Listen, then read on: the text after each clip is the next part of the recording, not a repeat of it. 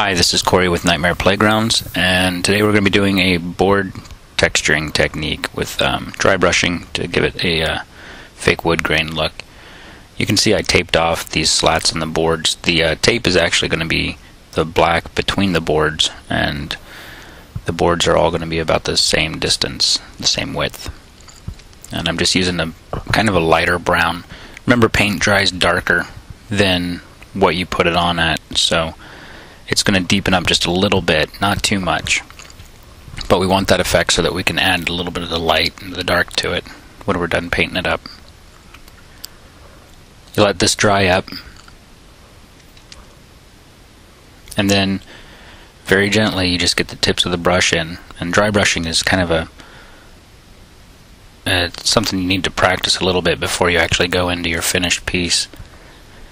And you just drag it lightly with just the very tips of the brush, having just a very, very small amount of paint on it. And what it'll do is it'll actually show the bristles of the brush as you drag it across the board, and it makes kind of a nice line striping pattern.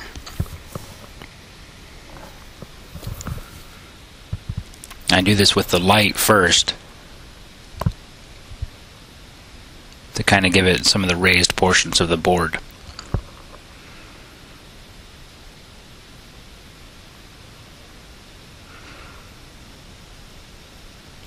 And if you really want to, you could actually go into this with a really fine artist brush afterwards and use some of the light and the dark, and you can do a finer wood grain pattern with actual knot holes and things like that.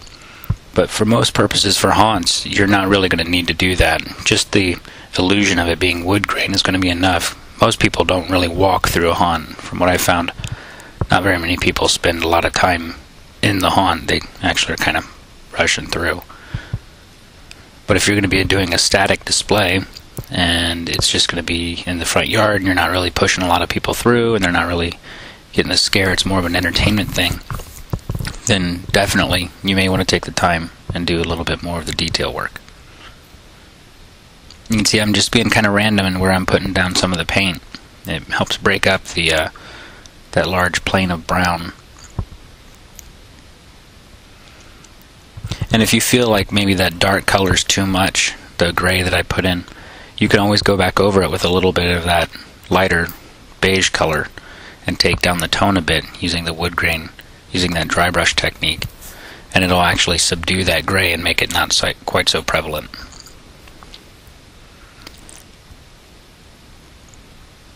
So peel the tape up. This is just regular masking tape. If you have a pretty good smooth surface and you're wanting very, very little bleed, I really suggest using that new tape that's out, that green frog tape. It's pretty amazing.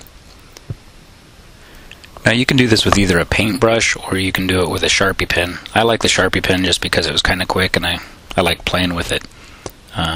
Do a couple of nail holes there. And I use the Sharpie pen to make that little line in between the boards where they would butt up against each other. Now the effect that I'm kind of going for on this is that I wanted it to look like it was the slats that are behind the old houses. They used to just take plaster and trowel over these wooden slats instead of using wallboard like they do today. So that's it for the demo. Hope you like it. Hope it works for you. And thanks again to Deathworkz for helping us out prep for the class and teaching it.